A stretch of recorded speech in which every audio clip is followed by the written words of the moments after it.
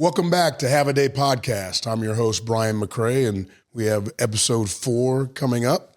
Make sure to check us out on all our social media platforms, Instagram, our YouTube channel, at Have a Day Podcast. Today's guest, former Chief and now current radio broadcast analyst for the Kansas City Chiefs Network, Danan Hughes. And Danan, first, thank you for coming on out and checking out what we got going on here. Yeah, I appreciate it, man. Appreciate the invite. Happy to come and support you, man. Knowing you for years and being around the baseball circle and everything that's been about Kansas City and following your career. So this is a pleasure, man. I'm happy to be here. Thank you. And Dana and I go way back to his time playing with the Chiefs when I was playing with the Royals. We used to work out together at the stadium when Dana was doing his dual thing. He was doing the baseball, football. The good old days. Yes, sir. All right, we'll start it off. We'll have a little fun. We got 5 little questions. See if you can go 5 for 5 on some of these. I picked some from your school days. Let's pick some from baseball and pick some from Chiefs football. This is like history. A test, man. A little test to start you off. Get my mind right. Okay, this one is an Iowa Hawkeye one. Okay, we'll go Iowa first. Who was the first African American varsity football player at the University of Iowa? Duke Slater. Right? No, that was a good guess though, but it was Frank Kitty Holbrook. Oh. In 1895. Dang, I didn't know that one. He also ran track and field. Okay, all right. You got me on that one already. Dang, I'm already in the hole. Okay, 0 for 1 here. Okay, this is one that your old O-line coach, now the current head coach, Kurt Ferentz. Uh-huh. Where did he go to college? Dang. I feel like he's from Pennsylvania. Somewhere on the East Coast. And I think he went to Maine. No, UConn.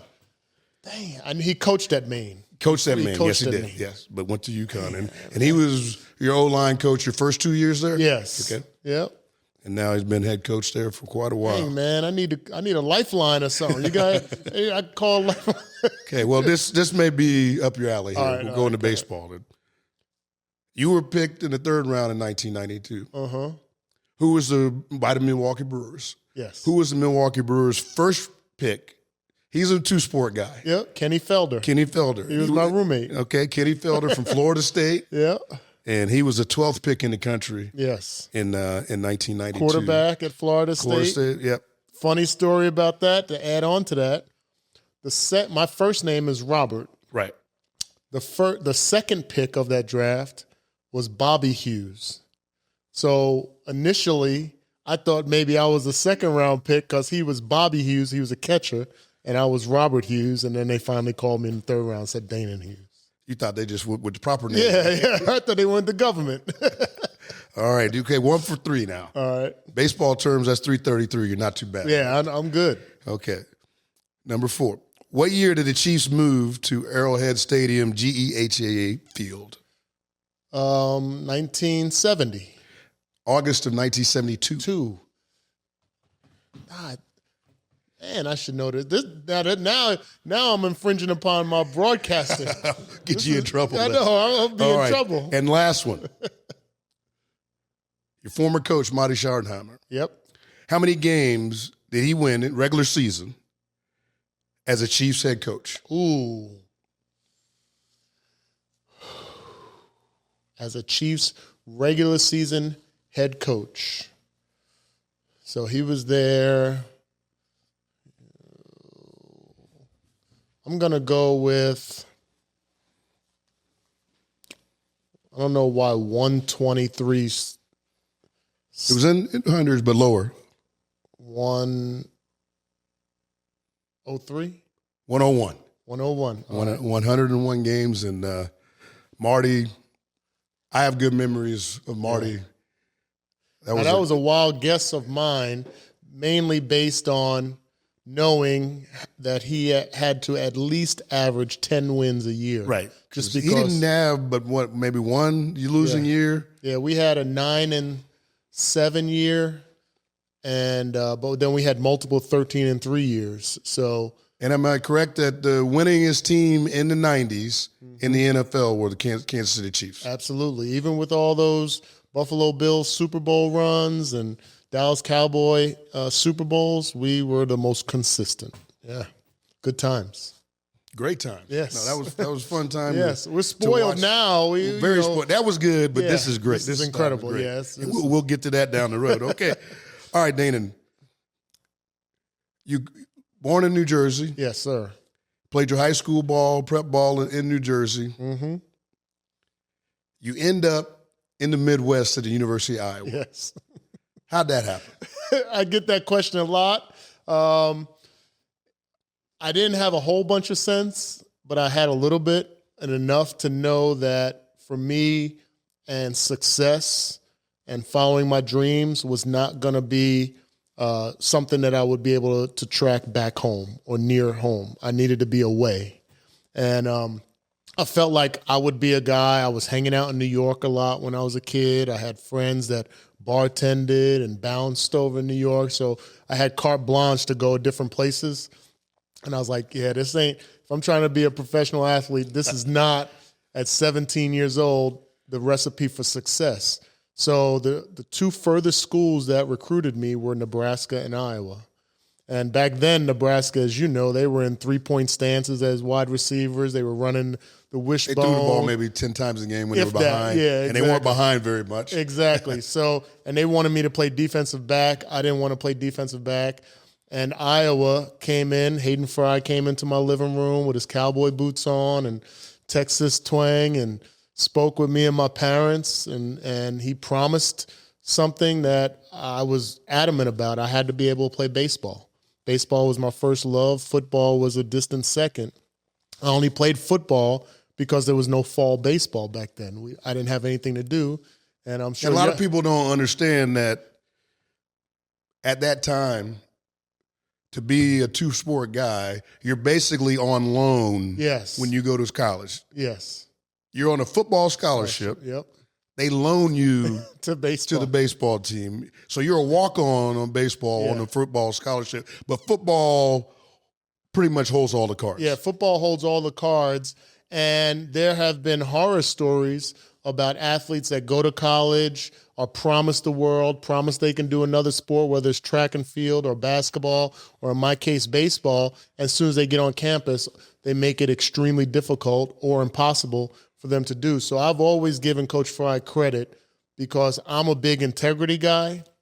And the fact that he was able to sit in a living room kind of like this in my house and make a promise to me and my parents and then deliver on it. He said, Dana, you can play baseball as long as your grades are up and you're on the field. If you're just sitting the bench in baseball, I'll have you over in football. I said, I can totally understand that. That is respectable. I mean, I don't want to be sitting on the bench in baseball and then the fall comes and I'm sitting on the bench in football. Yeah, wasting your time at both. Exactly.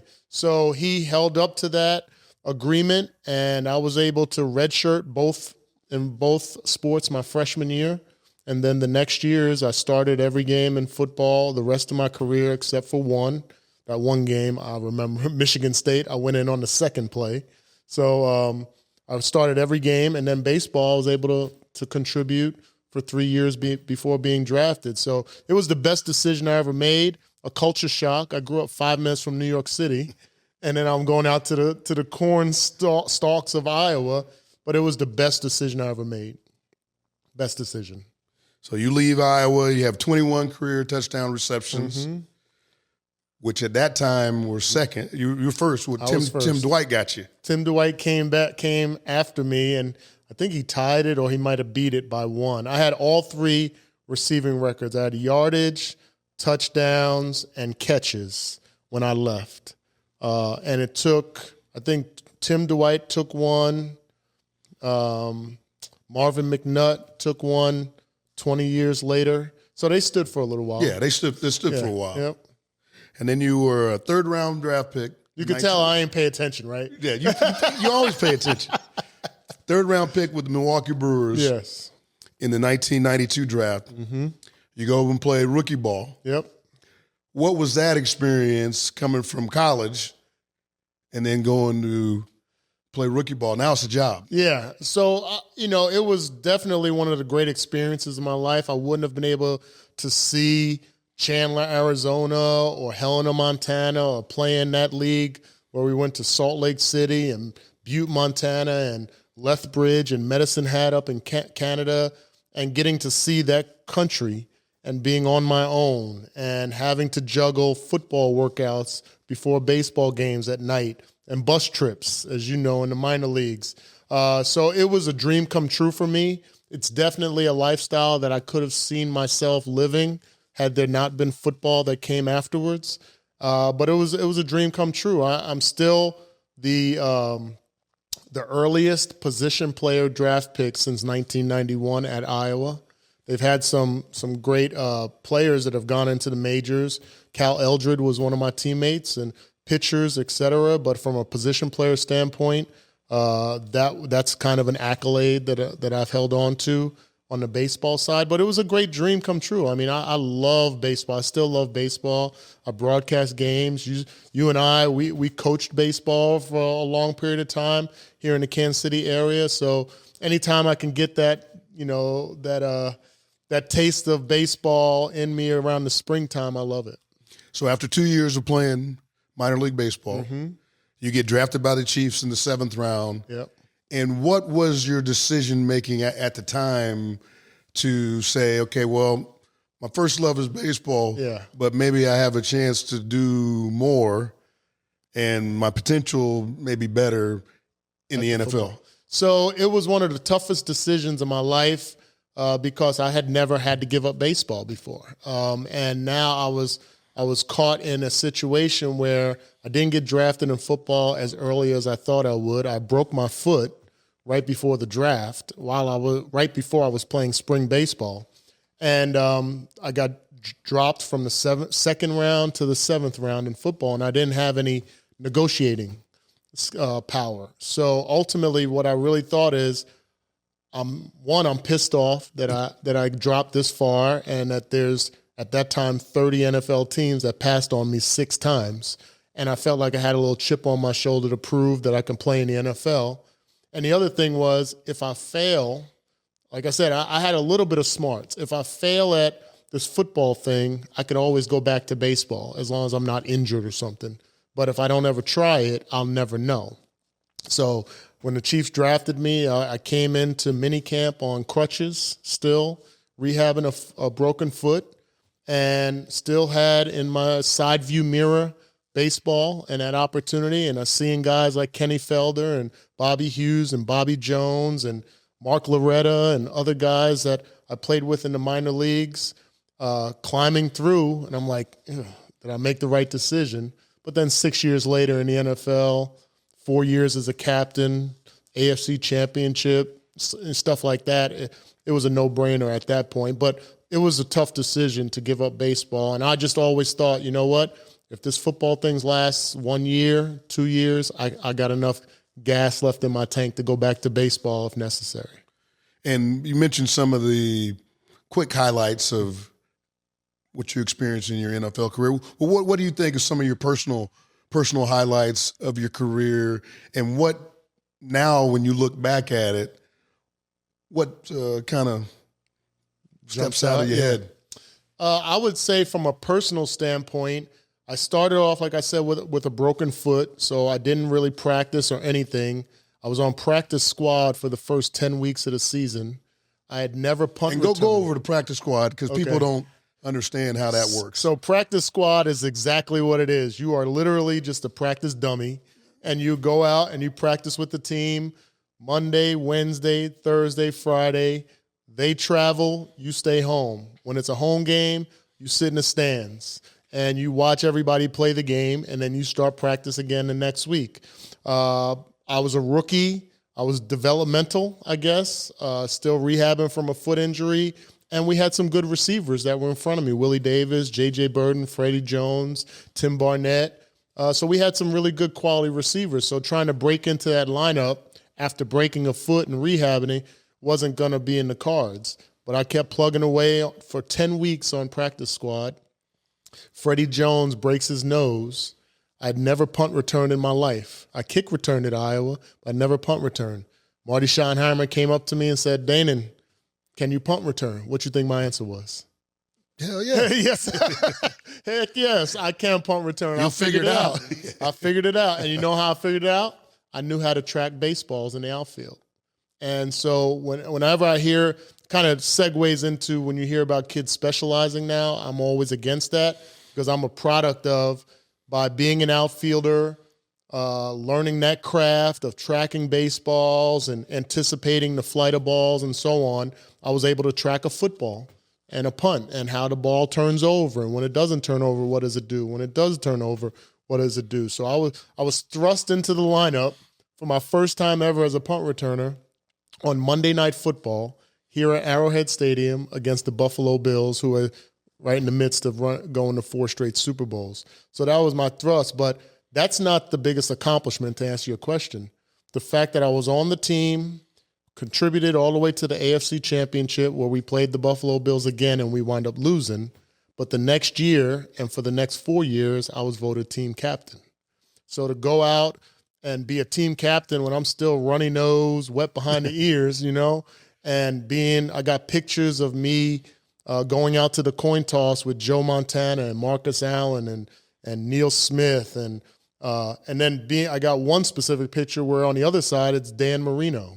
I'm like, who doesn't belong in this picture? Like, somebody doesn't belong. Do. Yeah, but I do. So I would say, as far as a personal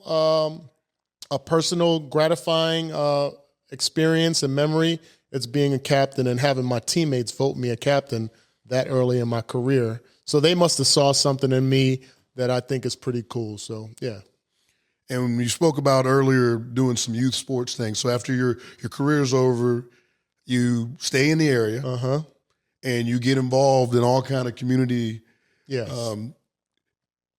endeavors and all, everything from sports to I'm zigzagging business all to over. A little bit of everything. How was that transition from playing to just being the normal everyday dude? guy? Yeah. I will say this. By growing up, and you were a great multi-sport athlete. I heard stories about you in Blue Springs, and but playing baseball, basketball, and football, you probably come from a household like mine where you wasn't allowed to stay in the house. No, you had to be out until the lights came on, and you come home. So I was always multi-sport, multi-activity. So when I got to college, it was normal, multi-sport. When I got to the pros, it was normal, multi-sport. Once the pros were done, now what am I going to do? I'm wired to be doing stuff always and multiple things at multiple times. So it was natural for me to I started in the mortgage banking business with U.S. Bank. I was there for 18 years. I'm still in the business with Community America Credit Union here in Kansas City. And then I got this itch for baseball, and I want to start teaching and coaching. And my son is growing up. And so I start to corral some kids and build a team, my own team, and build that up for 11 years of coaching. And then the broadcasting started to come up where, as you know, around town, whether it was Metro Sports back in the day and radio shows at Odyssey, which was Entercom, they're looking for analysts, the Chiefs, the Royals. Things are happening around Kansas City. And one thing I will say is that while I was playing, I always made myself available to the media. Sometimes it wasn't pretty. Jason Whitlock was here back in the day. It wasn't pretty sometimes sitting there with him. But I always made myself available. So by doing that, after my career was over, like those outlets were calling me, hey, Danan, you still around here? We heard you're in town. So it just kind of took a life of its own and allowed me to stay in that same mode of multitasking, multi-activity while raising a family and still kind of keeping my foot in the water of sports. And so that's kind of how it's always been. And you talked about Metro Sports. We both worked there and did high school games and going all over the Metro area and doing games for free. Doing games for free, just doing it for the fun of it, just getting repetition and understanding and making our mistakes and all that. The Big Ten Network comes about. Yes. And they come calling. Yes. And they want you to do both. Yeah. Do baseball and football. People ask me about whether it's the Chiefs radio network or Big Ten network. Is it a dream come true? And I'm like, nah, because I didn't know to dream that. You know what I mean? So how do you say it's a dream come true if you don't even know what's possible? All I knew is that I love the games of football. I didn't have a problem with the media. I didn't mind being on camera. And a strange coincidence, again, from baseball perspective, I'm doing Metro Sports. The guys at 610 Sports are going on Christmas break, and they need somebody to fill in. So they call me. Roger Twibel calls me and says, hey, you want to come in and do some work? I do a full week with him on mornings. He has a relationship with somebody out of St. Louis that is producing Mizzou football. So Mizzou football is coming up. They're playing SEMO. They need an analyst. I hadn't done any college analysis. I've just done Metro Sports and Game of the Week over in North Kansas City or something. And so I go down to Mizzou. I do that game. That producer becomes and is still the head of Big Ten Network. So when they were starting the Big Ten Network, they contacted Roger. Roger said, hey, this dude that you just worked with at SEMO and Mizzou, he actually played baseball too. So they brought me in for baseball before they even touched me about football. So every year for the first couple of years, I was like, yeah, it was great doing baseball, but I do know football. and then finally they got me in the football rotation. So it's a small world. It's a testament to treating people right, to acting right, and just being available. Being in the right place at the right time. Right place, right time. And we even talk about this now on broadcast, and I know it pertained to you and your professionalism in baseball. The best ability is availability, right. And I was available. It was a crazy juggle because I'm married with 5 kids, but I was available, and it's paid off. And being married with 5 kids, you have a household that understands and gets it. Yes. And your wife's a saint. Oh, absolutely a saint, a gem. She is the anchor of the family, of our household. To say it was easy would be a disservice because it wasn't. Raising 5 kids and being small. But I feel like she knew who I was. She knew the scouting report. And although it was challenging at times because I'm zigzagging all over the country and she's got to juggle kids going to sports and school, et cetera, I feel like she knew the assignment. She accepted the assignment. And, we laugh about some of that stuff now. But, it was a hurdle. It was a hurdle. But I feel like, one of the great attributes of our relationship is knowing each other and allowing each other to be.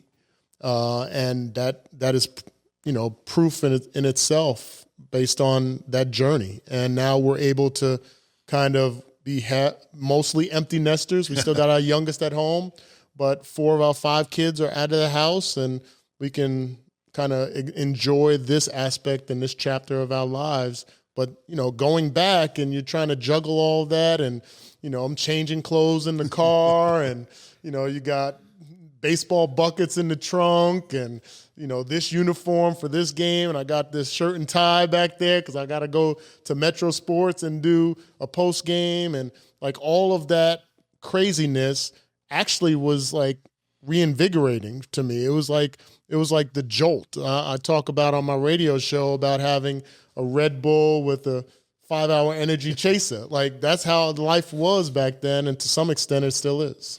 And some people don't get it that there's nothing adrenaline-wise that I can do or have done after playing ball that is as close to as playing ball. But broadcasting is doing this is so it's my drug. Yes, it gives me that I need. Same here, and I think because we're wired the same and how professional athletes are wired, you need that. There's a need. You've been conditioned for it. We always talk about in the sports world, or we were always taught muscle memory. Muscle memory is how your bat plane went through the zone and how your throwing motion when you had to come up and try to throw somebody out at second or third or home.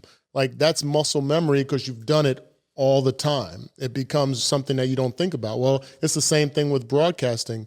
The great challenge and the fun part for me in broadcasting is that I'm speaking to people who think they know the game, may not really know the game, and I have 15 seconds between every single play of a football game to explain something or to explain dynamics that will help them understand the games that we love a little bit more.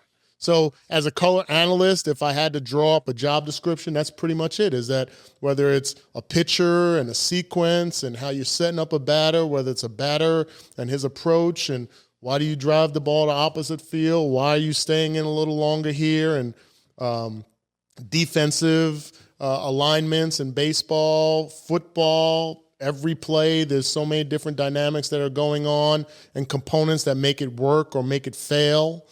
Coaching, etc. Like that's like you can hear it in my voice that it kind of gets us going and keeps us going, and I give a lot of credit to that for keeping me alive in a lot of respects. You need something that gets you up every day, and absolutely. And between doing TV and radio, I like radio better because just what you said, TV people are seeing, you so you don't have to paint a picture for it. That's a huge point. But on the radio, you can do everything. You can paint the picture. You have the whole canvas to yourself. They're not seeing it. You are their eyes and their ears. And I think you can explain yourself and be a little bit more of the person that you are on the radio than on TV because everything's there. You don't have to say as much. That's a great point because I don't think that listeners and viewers actually recognize the difference. From, like you just said, you pinpointed it and hit the nail on the head. When you're watching television, you get the luxury of seeing what's happening, and we get to paint the color of what's happening or what you saw and why you saw it. Radio is different. We're talking to the soccer moms, the baseball dads, the truckers, the travelers, et cetera, that are zigzagging all over the country. Families sitting around, and they don't want to have a TV on, or they're at dinner or whatever, and we get to point out and paint the picture of the action, and there's so much action in the game of football, you get to paint the picture of the action so that they can feel the experience of Arrowhead Stadium sitting at their table, sitting in their car, sitting on their lawn chair, watching their kids play soccer. So that's the challenge that I embrace. I really love it. And then when you get hit on Twitter or X or Instagram I get texts from kids I coached, pointing stuff out about what I just said, or did you make that word up? Or no, go look in your thesaurus. I didn't make that up. So having that healthy banter with fans and friends, it's invigorating. And then in summer of 2020, you get the call or have the meeting, or how does it happen where, like, Danan, we want you to move in and the Chiefs radio and be with the Chiefs radio and the great Mitch Holthus. And you're sitting there thinking, Mitch and me? So Mitch and I had actually done some Missouri Valley basketball. So even though I have done broadcasting for college football and college baseball, I actually did college basketball as well. I grew up playing basketball in Jersey, so I was knowledgeable about the game even though I didn't play at the college level. So I had known Mitch. Mitch had started with the Kansas City Chiefs my second year as a player in 1994. So I had obviously many interactions with him. But from a booth perspective, again, people ask me, is it a dream come true? I'm like, nah, I didn't. I thought Len Dawson would live forever. I thought Kendall Gammon did an outstanding job. But what I did was, again, with the whole availability thing, is Dan Israel was the executive producer. He just passed away. Yes. But he was the executive producer for 30 plus years. And after I finished playing, I would text him and say, hey, if Lenny gets sick or if Kendall gets sick, I'm here. I'm doing pregame and postgame with Metro Sports. I can jump in. If you need me to preseason, anything. And I did some preseason with 65 TPT. And then I would just go and do my pregame and postgame. Year goes on, years go by, and I was just available. And then when they made the transition from Cumulus to Entercom, that's when they wanted to make a change. And they called me, and Dan called me, and I was like, hey, I got these highlights. I'll send them to you of me doing games for Missouri Valley football or doing the Mizzou game when I first got into business, and other broadcasting with college baseball. And they had us go and try out. They had me sit down with Mitch and Josh Klingler in a studio in Dan's basement and put on a game. They didn't tell me what game. I didn't have any prep. I had to, as soon as they turned the TV on, they said, we're going to do a little run, see what you can do. And they turned the TV on, and it was the Tennessee Titans versus the Kansas City Chiefs in 2018. Yes, 2019. And so I had to hurry up and scan my brain to remember what happened in this game. And we just did the whole first half like we were live in the booth. And there was automatic synergy that Mitch and I had in that booth that I think everybody felt it, and Dan felt it. And then next thing you know, they offered me the job. So I just am in my 6th year of doing the broadcast, and people want to give Patrick Mahomes and Travis Kelce and Chris Jones all the credit for the Super Bowl, but you came aboard. Hey, I'm glad you said it. I was waiting for you to say it. I came aboard. So, no, I want to get it. But, yeah, I've been there 6 years. Who would have thought back in the 90s and the 80s when we were here that we would be in this window of time where we're winning Super Bowls and hosting AFC championships. So it's been awesome experience. What do you feel with some of the changes in the NFL over the last couple of years? How do you, from being a player and being down there and now stepping away from it and seeing some of the things that have changed from what they can and can't do in training camp, how the regular season is set up with the 18 weeks, 17 games, some of the rule changes. What do you think of the game now than when you were playing? How much time do we got? This one could be a whole nother show, but I will say this: there's many components that I disagree with. I think there's some hypocritical things that are happening in the NFL as far as player safety. How do you say you're changing the rules for player safety, but then you're adding games?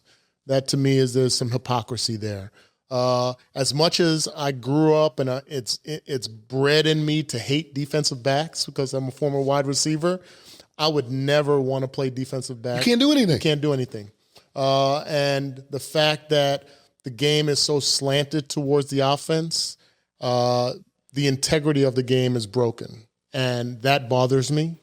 Whether it's for us against us. It's hard for me to watch. Yeah, it's hard. And I explained this. This was, obviously we just had the Thanksgiving Day game where that was just ridiculousness at the 10th level in regards to the flags that were thrown against the Chiefs. But the fact, we're watching the games as fans, and every time there's a pass thrown, we're looking around to see if there's a flag. That takes away from the spirit and the integrity of the game. So I don't like that part. There is a softness of the game in regards to, and this is the part I applaud, because I think it was way on the other end of the spectrum when I played, where we were doing live two-a-days and scrimmages and full pads and colliding all the time, every single day from June through the season, and being out on the field for 2, 3, 4 hours, depending on at the whim of the coach. How they felt that day. If they wanted to start practice over, we would start over. The demands, I think it's shifted in the right way. I mean, we're all professionals and we got to be able to do our own workouts when we need to, but I don't think you should have to be relegated to being at the stadium and colliding with people all the time to be able to put forth a quality performance on Sundays, Mondays, and Thursdays. So I like that shift, that there's some regulating in that. I also like that there's guaranteed money. I know in baseball that has always, I wouldn't say always been prevalent, but has been more prevalent than football. Right. Literally, when I used to walk in the locker room, the first thing I did was look at the locker to see if my name was still there. Every single day. Look at the locker to see if my name's still there, because at any given day, which not a lot of fans know, and to be honest, not a lot of fans care because there's not that empathy for athletes, that you could be unemployed quickly, and the last check you got was the last check you're going to get. And I've played with a lot of guys like that where they came in on Monday and there was no nameplate, and that was the end of their career. So I like the adjustments the NFLPA and the trust have made, but there's still some things that I think they can sharpen their pencil on. The fact is, it's the most it's what do you say? The most appealing game, the most popular game in the world, and that's tough for me to say because I grew up in the era of the baseball is America's pastime. But I think from a popularity standpoint, everybody can realize that football is king. Yeah, it's king. It's 365 days a year. They've set it up, whether it's the combine, the draft, OTAs. You got the Hard Knocks series. You got everything that happens. NFL Network. Everything is geared. You watch ESPN, anything. They start off almost 12 months a year. Yep, with football. Something NFL related. That's right. And that's just the way it is. And that's the business side. And I think that's great. And they've done a great job in that. The marketing has been incredible. And the guaranteed money, I think has been great as well. There's some things that hurt it, hurt the game from that perspective that I think owners always kind of latched onto. Players won't play hurt. They won't. You won't be able to count on it. If they got guaranteed money, they're going to go left. Well, I think human nature is that there's always going to be a percentage of people, whether you work at Cerner or T-Mobile, wherever, that's going to happen. And then there's going to be the people that have the integrity, that have the grit, that have that fire, that they're going to show up every day and give you their best, whether they're making pennies or not. So long-winded answer. Like I said, we could go on and on about the differences there. But there's some differences when I had Bob Denier on here, talked about some of the differences with baseball and the pitch clock and the time. There's things that you don't want to mess up the integrity of the game. That's right. But you want to cater to the fans. You got to. And the old fans are not the ones you're catering to. It's the short attention span generation. Yes. Is the social media. You're trying to find the right balance because those are going to be down the road. Yep. Those are your fans. Those are going to be your paying customers. And you don't want to drive them away. Well, think about it. When we grew up, it was about a day at the ballpark, right? When we grew up as baseball. A full day. A full day. You was going out in the morning. You got your popcorn. You got your hot dog. You had fans that brought the scorebooks with them. They sat there. I was peanuts. one of those with the scorebook. Yep. The whole day. Didn't think about leaving before the bottom of the ninth inning. Now you got fans that show up 5 minutes before or on their phones the whole game, just up peaking and then getting back on their phones. And you have to cater to that as well, like you said. So it's definitely a different dynamic. I love the fact that you and I grew up in an era where we saw pre-computers, post-computers, pre-phones, post-phones. I feel we sorry watched the for my Bob daughter. Gibsons, and we got to see the Roger Clemens and the big units now, and the Greg Maddoxes. Now we get to see the Paul Skeens. Like we got to see the Tom Seavers and Nolan Ryan's. Like you get to see the evolution of the game, the running game where you were proficient in, and the Ricky Hendersons, and like all of that. Tim Raineses. Like I can go on and on about the evolution of baseball and how I feel like I'm sure there are people older than us that say I got to see prime Willie Mays and I got to see prime Mickey Mantle, Ted Williams, and all that, and they have an argument. No doubt, but I like our era. I like where we are. I like that I grew up and was a professional athlete in the era that I was. I would not want to be playing right now. Okay. And I told guys that they're like, well, the money. It's like, no. It's like those guys I don't think they get to enjoy. Yeah. Number one, they don't have the privacy. They can't do that. But we were able to enjoy it a lot more. Yep.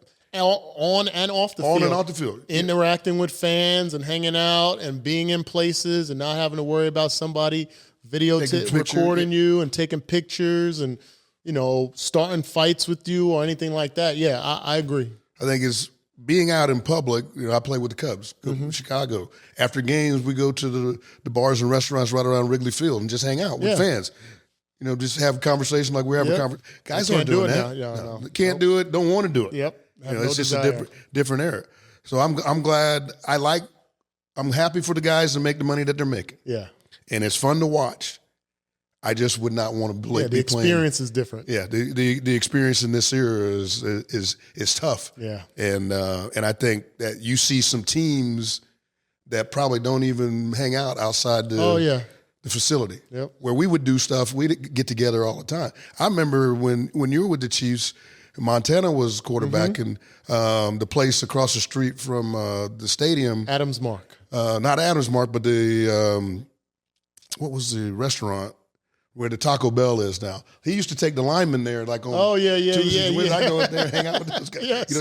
That kind of stuff doesn't happen. Yeah, it won't happen that much anymore. No. Yep. So at the end of our segments of the podcast, we let the guests kind of highlight what they want to highlight. Is there any different charities that you work with that you want to talk about? And we also do something we celebrate some of the youth coming up. You have coached a lot, and you do some of the high school football. And so are there any players or a couple players that high school players that you want to shout out to, and then any charities that you work with that you want to talk about? All right. So, man, you put me on the spot there. I got to gather my thoughts. I will say from a sports perspective, speaking to parents of athletes, the worst curse word in sports to me is specialization. Be like BMAC, like myself, and many others playing multiple sports, enjoying that time as opposed to feeling like you're dialed into just one sport 365 days a year. You never know. I'm sure there was toughness aspects of football that you were able to apply to baseball and vice versa. Same thing with me. So if you have kids out there, open up the door, allow them to broaden their horizons with multiple sports, and then time will tell which sport will be the cream that rises to the top. For me personally, being in Kansas City, I'm part of the Kansas City Chiefs Ambassadors, which is a group of former players. There's about 60 of us. We actually have players that played for the Dallas Texans, and then Hall of Famers like Bobby Bell and Jan Stenerud and others that are part of that group that we still serve in the community, public appearances, speaking engagements, charitable endeavors. We've been doing that. I love the fact that guys like yourself and other former Royals invite us in to be a part of your charities as well. So the footprint of Kansas City, the Chiefs Kingdom, Royals Kingdom, is populated with former players that still serve the community. And I love being a part of that. I am on the board of MOXA, which is an organization for sexual abuse. So those type of endeavors, the PAL, Police Athletic League, is something that I grew up in New Jersey. And now I'm part of the PAL here in Kansas City. So being a part of that and raising money. So there's so many great causes. I love being a part of Kansas City. Obviously, I've been here longer than I was in New Jersey. That's still my hometown, but this is my home now. And it's been amazing to be a part of it. So I would just encourage everybody, continue to support brothers like this, support these kind of platforms, and then look for us in the community because we are connected to so many great endeavors, so many things that are helping the community, helping the underprivileged, and, join along with us. All right, well said. There you go. Well, Danan, thank you very much. Appreciate you, brother. For joining me, man. and it's always good to catch up with you. And, anytime, man. And talking shop and continued success. Thank you.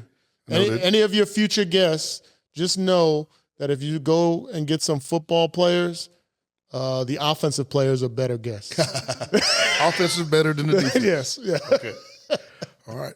Well, thank you. That'll be a wrap on Have a Day podcast. And again, make sure you check out us on all our social media platforms, Instagram, YouTube channel at Have a Day Podcast. For Danan Hughes, Brian McRae, thank you very much.